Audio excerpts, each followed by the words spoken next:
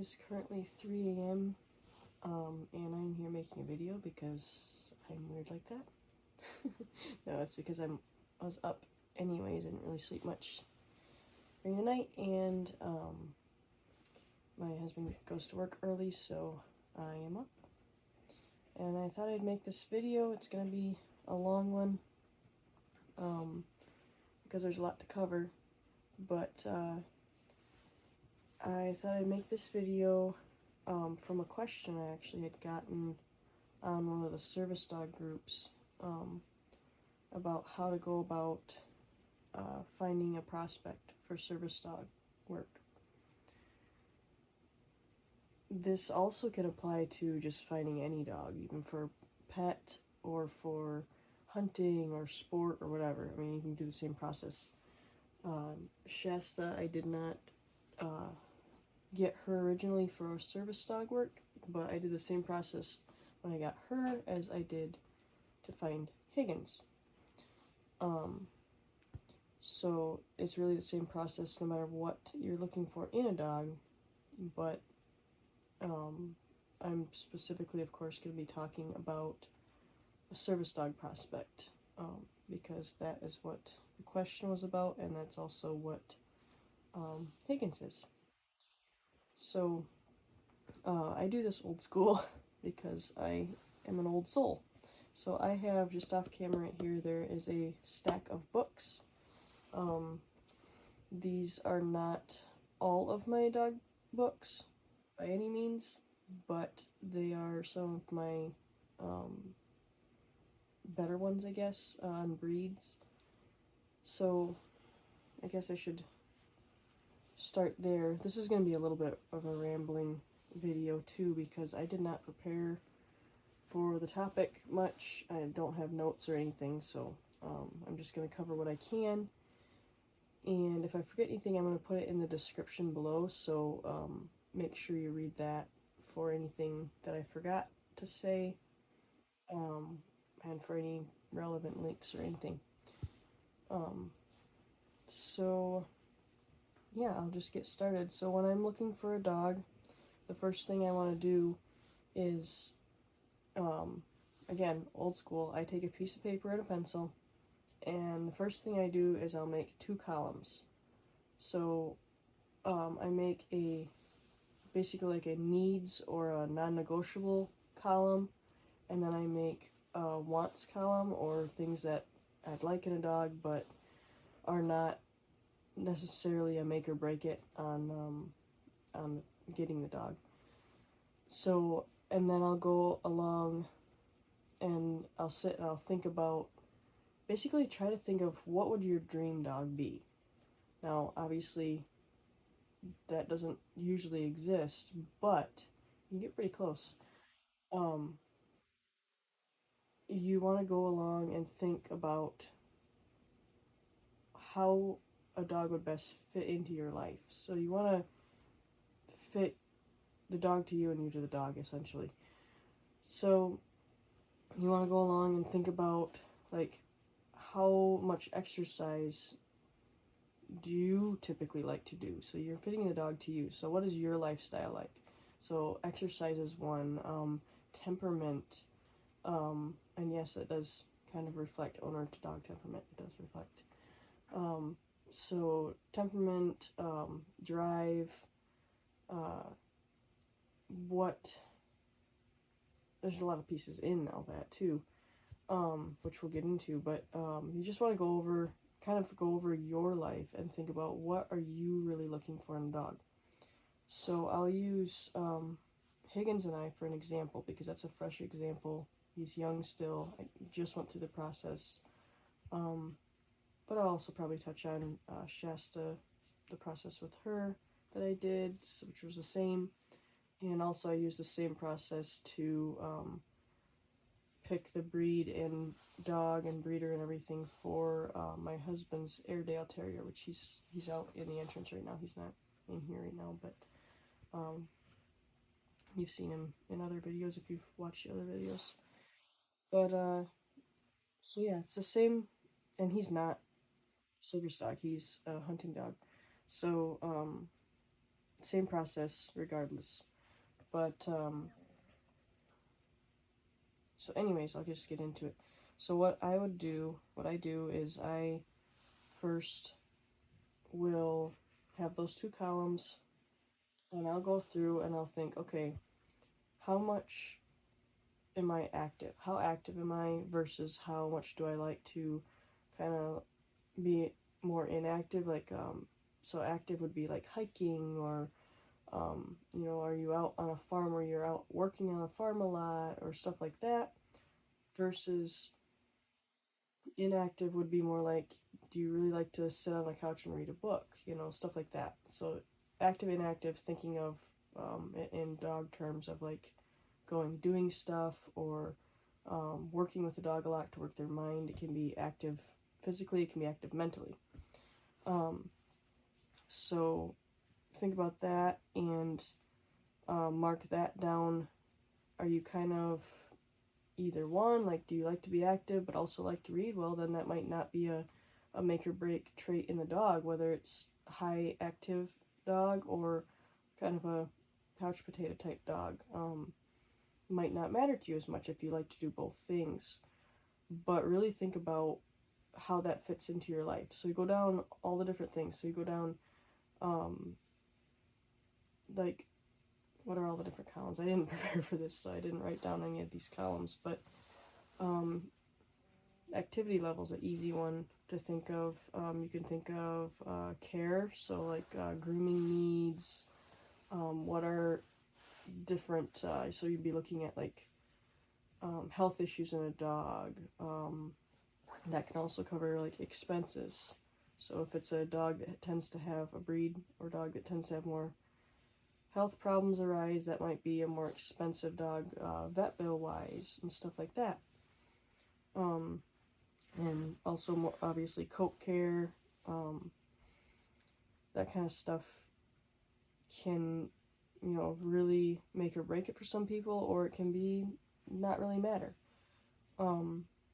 Also, like for me, I wasn't concerned so much about the coat care, even though poodles are, considered high maintenance with coat care. I wasn't worried about it because I was planning on keeping him in a short trim like it is, which is pretty easy to maintain. And I think I already had my own shaver groomer from before, so it wasn't a concern to me. But the coat did matter a lot in terms of not high shedding. So a low shedding breed mattered a lot to me. So that's another piece of coat that you might want to look at and put in the right categories for yourself. Let's see some other things. So there's intelligence level of the dog, and trainability. Intelligence level, trainability, and drive are all different things, but they are in similar categories. So with trainability, it would look at like, I would look at, are you looking for a dog that you need to do a lot of complex work and understand a lot of things and be able to do many different things, or either that or do very specific jobs? I would look for a higher intelligence breed. If you're looking for a breed to just kind of be a family pet, you don't really have, you just, hey, I want a dog. I don't really have I want a dog for something. Then you might not be as concerned about high intelligence in a breed. If you just want a dog to kind of hang out with you. Trainability is different. I qualify that different than intelligence, because there are breeds that are very intelligent, but trainability can be difficult. Examples are like the livestock guardian breeds, typically. They are very intelligent, but they are bred to think for themselves. So high intelligence, but they're not bred to really take training from a person as good as some of the other breeds. Because they're meant to think for for themselves and make their own decisions. So it's going to be a little bit harder to train, whereas the breed is still extremely intelligent. So that's things to consider too. I know recently the livestock guardian breeds, such as the Pyrenees and similar breeds to that, have really gotten a lot of, I don't know, uptick, I guess, in the service dog world. I've started seeing a lot more of the guardian breeds showing up, people inquiring about them, and prospects in the breed, which is fine. I mean, if that's a breed that fits you, then by all means that should be a breed to consider. But in my opinion, they're not best suited for service work. Of most service work, there are some, I mean, obviously they're a better option for mobility because they're larger or something like that, but I mean, they have a lot of temperaments that wouldn't be great for service work. So like they are typically protective, and like I already touched on, they're typically more challenging to train unless you are a skilled trainer, and understand the dog body language and how dogs think. Then they might not be so hard, but I definitely wouldn't say they're for a first-time dog owner at all, in my opinion. And again, all this is going to be my opinion, drawn off of my experience personally and professionally, both, but still yet my opinion. So that's kind of the difference between trainability and intelligence. Trying to think of what else I had linked into that. Oh, drive. So yeah, so there's drive is a separate thing. So a dog with high drive, that's its own category, because you can have a dog that's high drive. It's like motivation. Is it motivated? You can have a high drive dog in all the different capacities. So a low on the active scale dog can still be high drive. Typically you see high drive and high activity go up hand in hand, but not always. I had a French Bulldog in the past, and she was very people driven and food driven, very food driven, to where she would do anything to get one little tiny piece of food. But she didn't require that much exercise because she was a French Bulldog. They don't require as much. So that would be an example of a dog that might not necessarily be a super active dog, but still has high drive. So those are different categories. Those are things to consider and write down in those two columns, whether it's a want or a need, and you have to do that specifically to you. Like, I can't tell you where they would fall in the category to, because it's going to be different for each person and each person's life. So that's why I'm kind of generalizing. So that's kind of, you kind of go down the list and look what is important to you in a dog, basically. And I've probably spent plenty of time rambling on that, so I'm going to move on. First, I'm going to look at, this is my favorite dog book. It's called The Mini Atlas of Dog Breeds. It is an older book. I don't remember where I got it. I think I got it in like probably like a thrift store or something, I'm not sure. Copyright is 1990. If anyone wants ISBN numbers, I can get those too if you ask in the comments. But this is definitely my go-to dog book, and it's not one that you find everywhere. But I found it to be quite accurate over most dog breeds. So what you want to do, I'm just going to open it to a random dog. There's actually two dogs on the page. Okay, so we've got a Great Dane and a Greater Swiss Mountain Dog here. So we'll use the Great Dane as example. So what you're going to do is when you are first looking, if you don't know what breed you want or anything, so I'm going to go like if we're starting from scratch. So what I actually do is I'll go through a dog book from cover to cover, and I actually won't pay attention to the name of the dog. I won't pay attention to the photo of the dog, what the dog looks like, none of that stuff at first.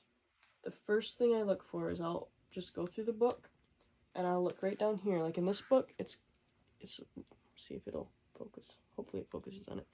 But there's a section in this book that is, oops, sorry buddy, it's on your ear. You have a whistly going in your nose. I know you're sleeping, but don't whistle. You're whistling. Anyways, so this one says character. So basically you're going to go through, and the first thing that I look at is temperament. What is the dog like? What is this breed like? So like for this one, it says that, I'm going to paraphrase, makes a big difference the size of your home, your yard, and your pocketbook. This is a large breed. They need to feel involved in the home life and activities. So okay, that's a very almost could be called a clingy dog. And they are. We've had them. So they like to be with their person all the time. That would mean. And let's see what else it says about them.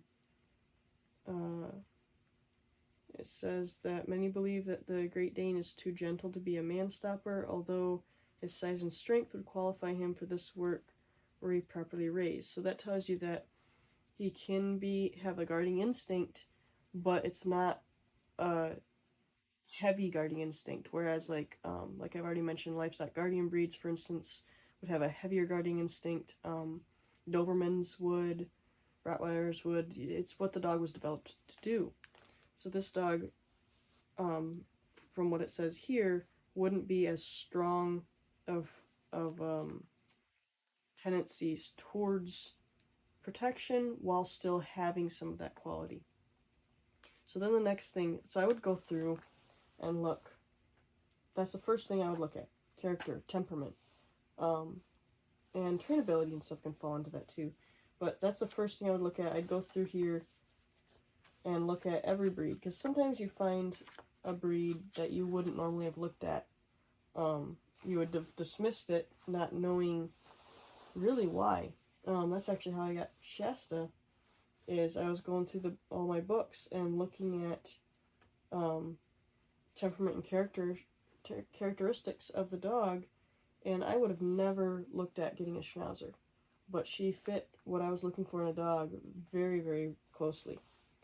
So anyways, so say you're going through this book and the character of the Great Dane stuck out to you, like, oh man, that sounds like a dog that really fits what I like. So the next step would be, actually what I do is I would go through and I just write down, and then I would look at the breed name, and I would just write down on that piece of paper, that same piece of paper you have 2 columns on, make another column, third column, and write down just the name of the dog breed, and you could write down like the page number if you wanted. Write down the name of the breed, and then move on to the next one and look for characters. So you go through the whole book like that, and I suggest going through multiple books like that, which I'll get into different books and different structure of books in a minute. So I would go through all the books, multiple books like that, and just write down the name of the breed. If you run across the same breed over and over again, you could put like some hash marks or something every time that you run across it, or add a mark next to the dog's name, be like, oh, I noticed that I like the character of this dog again in this other book describing it. So anyways, so say you did all that, Great Dane's on your list, so you look back up the Great Dane. So you say, okay, I looked at character. Now, next thing to look at is, what was the dog developed to do? What was it bred for? What was the breed's origins? And see if that fits what you're looking for. So like this book, it calls it development. It has a category that says development. And this will tell you that let's see, paraphrase here. I gotta read it first, and I'm a slow reader, so hang on. So it tells you that it's a German dog, developed by the Germans. Um, okay,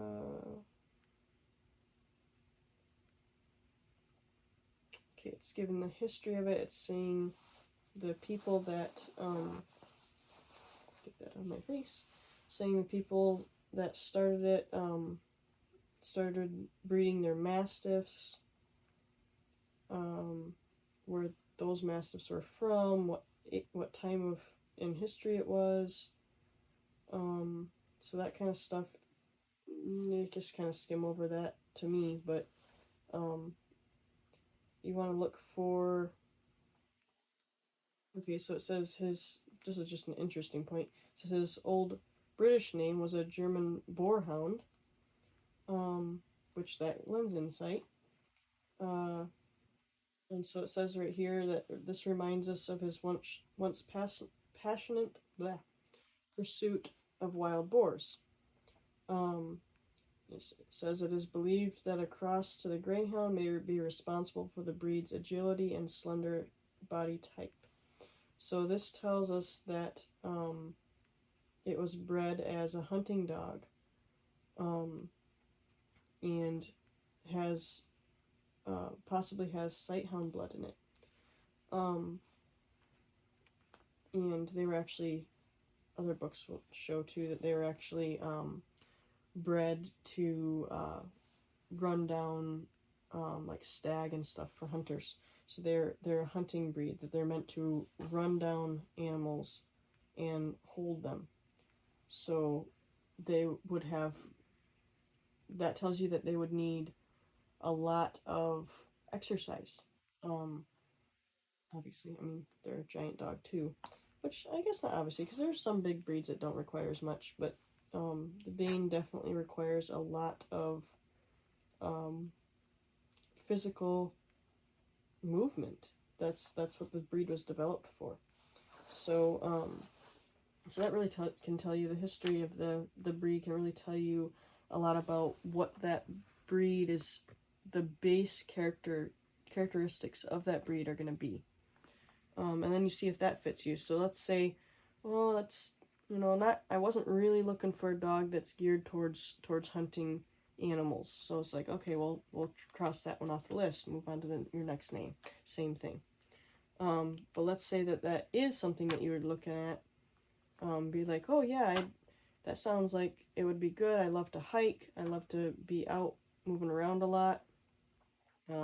Say if you were looking for a breed that has that little bit of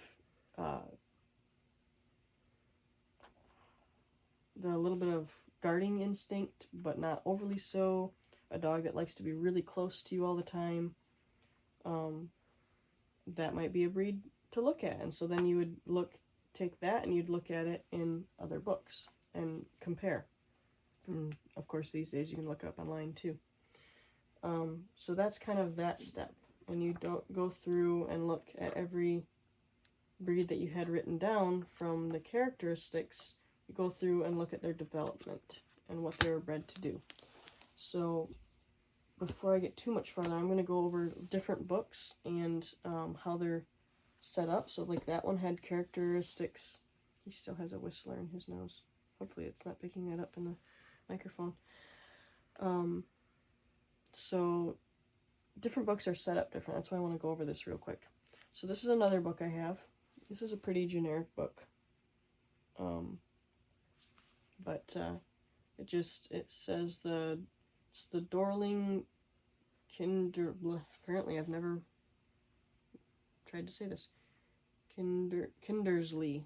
Dorling Kindersley Handbooks on Dogs by David Alderton. I didn't say who this was by, but this other one, this atlas, was by Andrew DePrisco and James B. Johnson. So if anybody wonders. So this is another book. The rest of these are kind of just, I don't know, random dog breed books I had. So same thing, let's open this up. We've got the Barbet here.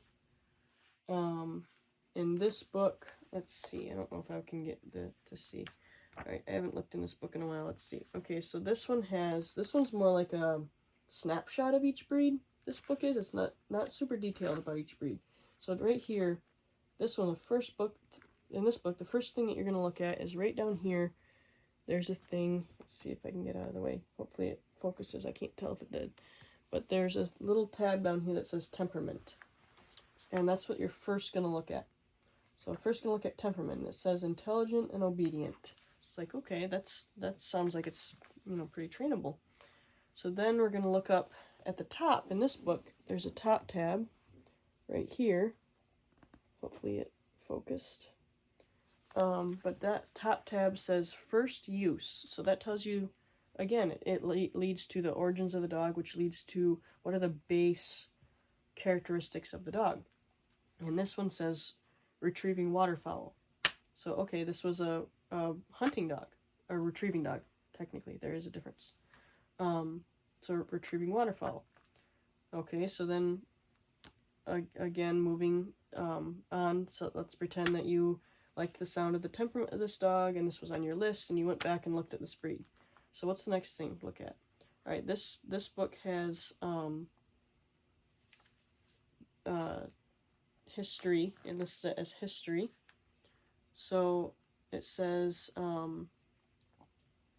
that they don't know precisely the ancestry of the Barbet, but it is an old breed and is thought to be the forerunner of such breeds as the Poodle. Also the Irish Water Spaniel and Otterhounds. So this is a very old breed. Is also thought to resemble the now extinct English Water Dog. So that doesn't tell you a ton. Again, like this book is kind of more of a snapshot of the breeds, not extensive. There's also a section here that says remark. So like remarks about the breed, that can be helpful. That can fall under like the temperament type category or characteristics. So this one tells us, as well as retrieving waterfowl, the Barbet would also return the fallen arrows of hunters who missed their target. So this sounds like this dog could be trained to do multiple different work to help the handlers. So this would be, I would consider this a very handler-oriented breed, literally bred to assist the handler in bringing them things, by definition here. And then it'll tell you, obviously you go further onto there, you can look at things that matter to you. So like, it'll talk about the coat of the dog. Also down here, it'll talk about the weight and height, so the size of the dog.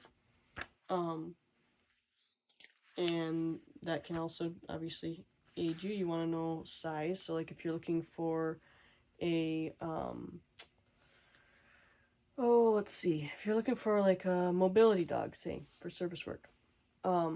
If the primary reason that you're looking for a dog is mobility, you're obviously not going to want a small breed dog. So that would go in the needs category, because you need a big dog.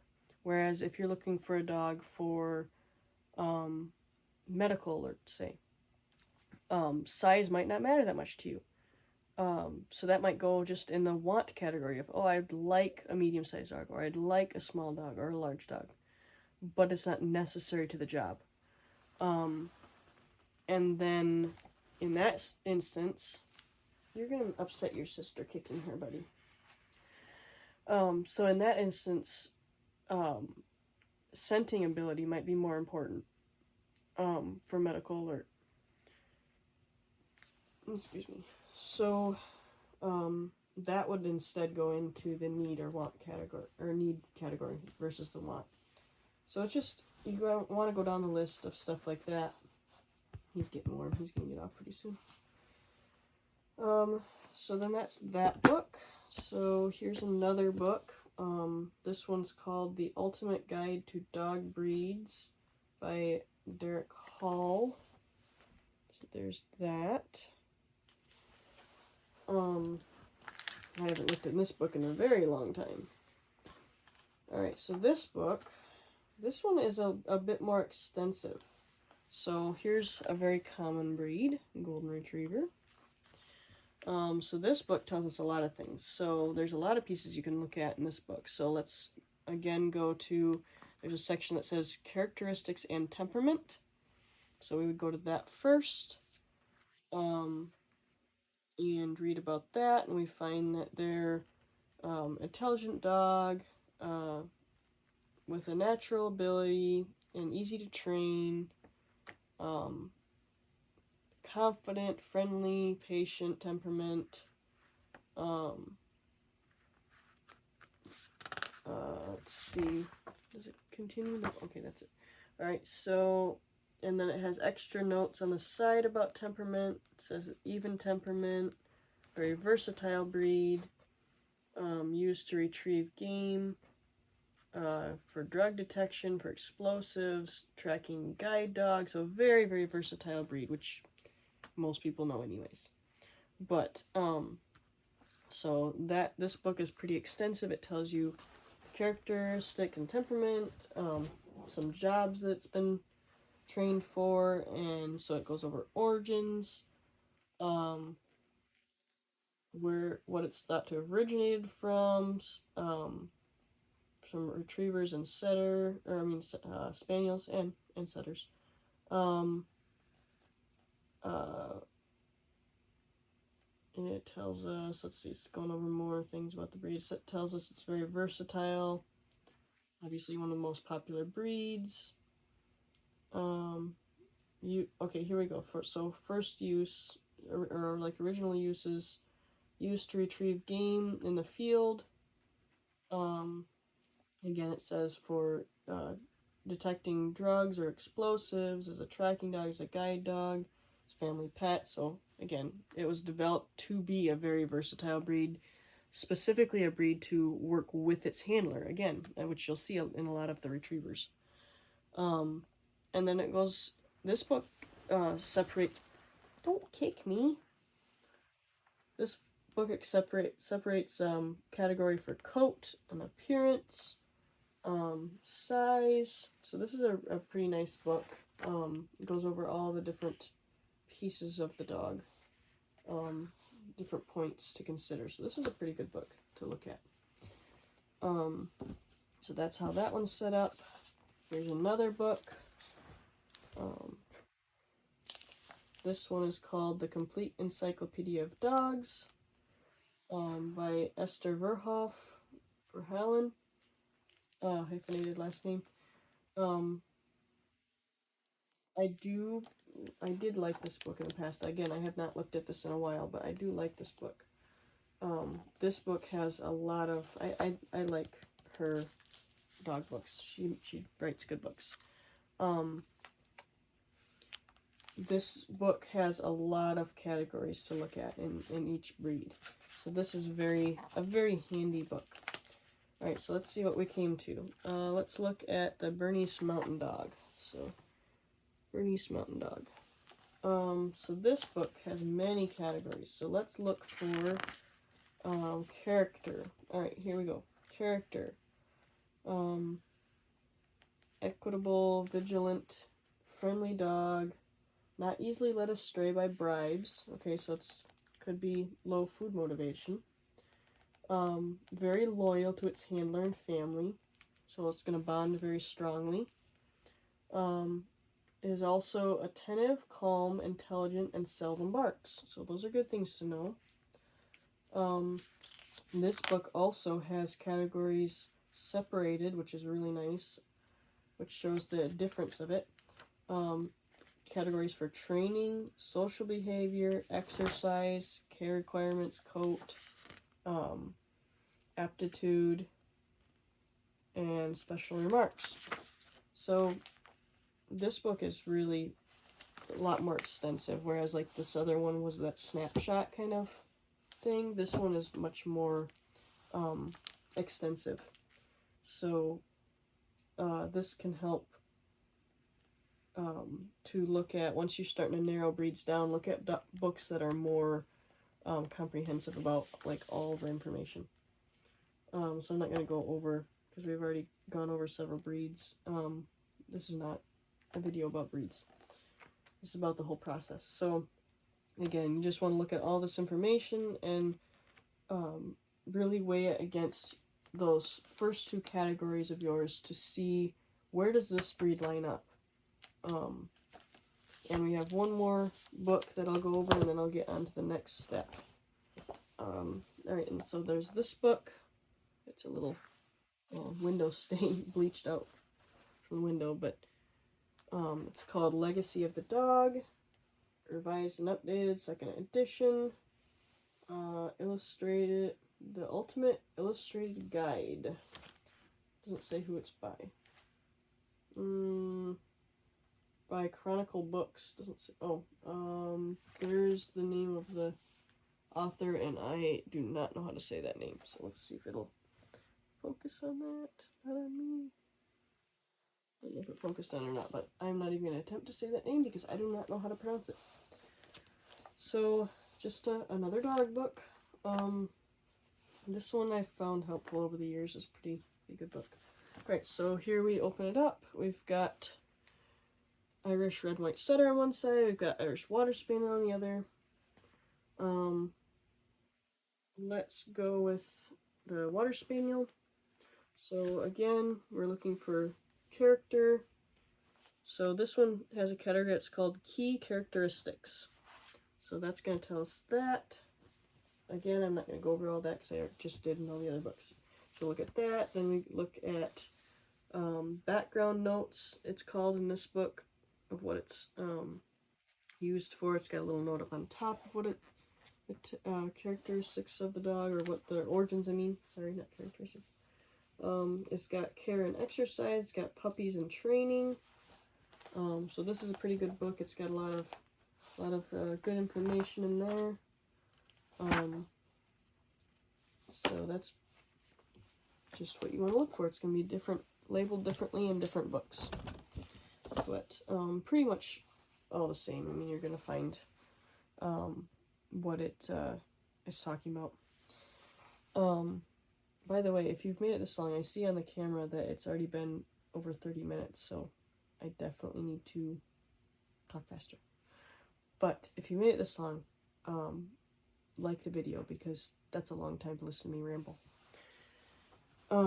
So anyways, alright, next step.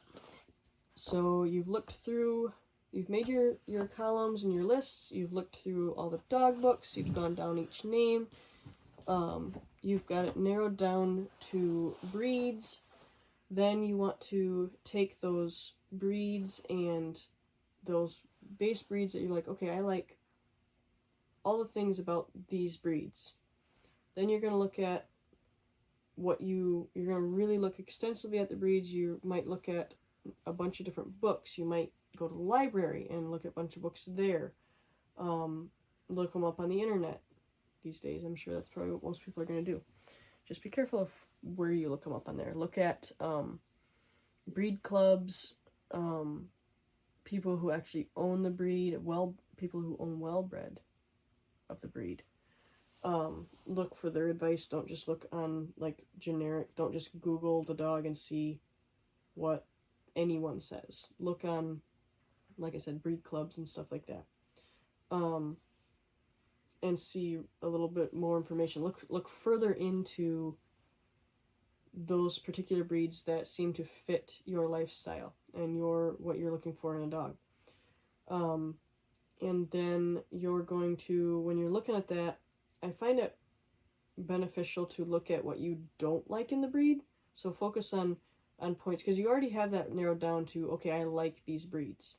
So then look at what you don't like in the breed.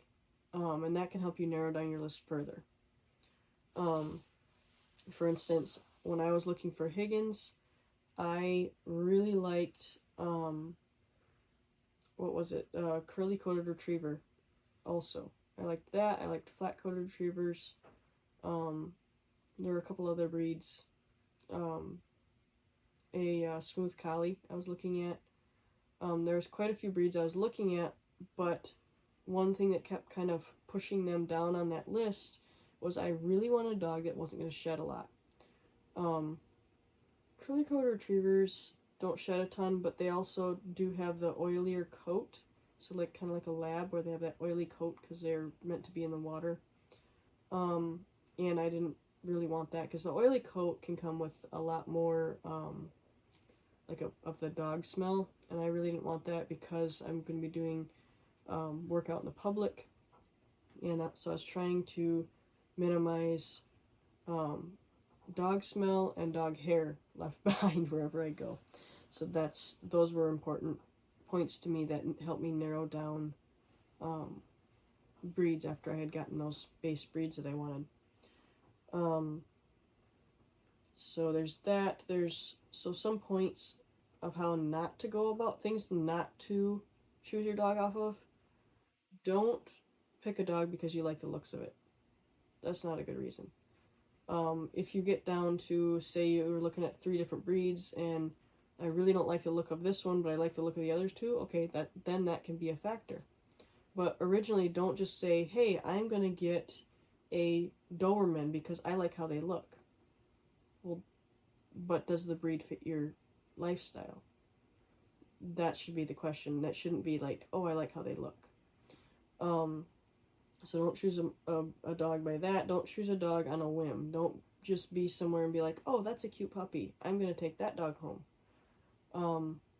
Really super important to do your research and do a process to it. Don't just grab whatever dog's available type of a thing. And even if you're not looking to get a dog from a breeder, still do this process because then you're going to know what you're looking at if you go to a shelter and you're like, okay, this dog is likely to be a mix of these certain breeds. You're going to know if those breeds are on your list of dogs that you want to get, like if they're dogs that fit your lifestyle and temperament. So that is a really good way to go about it, is even if you're looking for a rescue, if you're looking for a mixed breed, still go through this process, still look through the breeds. Still can give you insight to the base temperament and what the dog was developed for, or the mix of dog that is in, or the mix that's in the dog. That can really help you. So I'm thinking I should do this in 2 parts because it's already been over 40 minutes and I don't know if anybody's going to listen to me ramble this long. So I am going to stop it here and do a second part where I'm talk about specifically about breeders. If you choose to do a breeder, how to find an ethical breeder, and I'll use Higgins as an example. So if you are looking for a service dog and you find that a poodle suits your needs, I will be sharing his breeder's information in that video, and